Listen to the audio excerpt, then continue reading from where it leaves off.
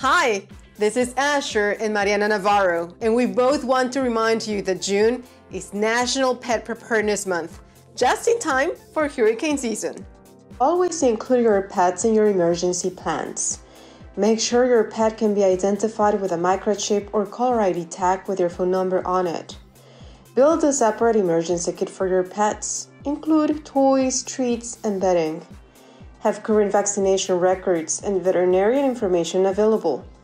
Make sure and keep digital records and a recent picture to identify your pet after a disaster in case you become separated.